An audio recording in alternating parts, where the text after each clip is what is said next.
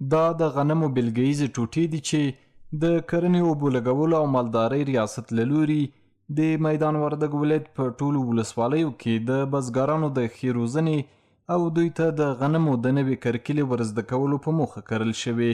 مسؤلین وایي د بزګرۍ په برخه کې د بېځایه لګښتونو کمولو او ښه حاصل ترلاسه کولو په هڅه کې دي.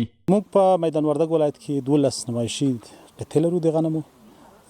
البته د دې اساسي هدف د حاصل لوړول، د مصارفو کمول، د آبیارۍ سپما، دغه ټول اهداف دي چې موږ دغه نمایشي قطعې په لاره اچولې تر څو بزګرانو ته وښیو عملا چې که چیرې موږ په دغه روش یا په دغو لار باندې لاړ شو د موږ مصارف به کم وي، زموږ حاصل به لوړ وي. دا ولایت خو تاسو ته معلومه دی چې زراعتي ولایت دی. په دې مورد کې ډیر کار شوی، هغه که د باغدارۍ په مورد کې دی او که د نورې کرنې په مورد کې دی. اوس هم درګر د خلکو ته لکه دغه چې تاسو یوه نمونه ده، یوه بیلګه ده، تاسو ولیده چې دلته کروندګرو ته د نوې کرنې میتودونه ښودل کېږي، ښودل سوي دي چې هغه په نوې طریقه باندې کار وکوي.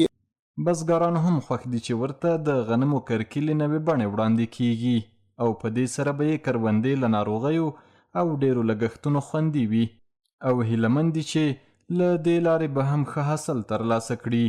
دوی وایي لا هم اړتیا شته چې بزګرانو ته په نورو ورته برخو کې ورکشاپونه په لاره واچول شي.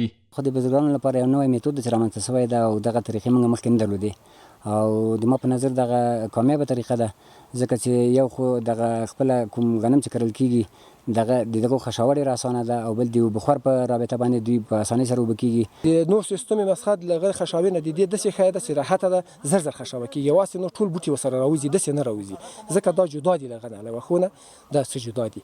او دلته خو بیا د دواو په ذریعه باندې که نه چې دوا پې ووهي انشاءالله د هغه نتیجه هم ښه راځي چې دوا باندې خاص.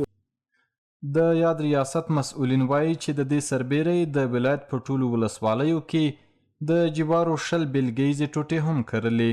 زیاتوي هڅه کوو عصري کرنې ته لا وده ورکړو.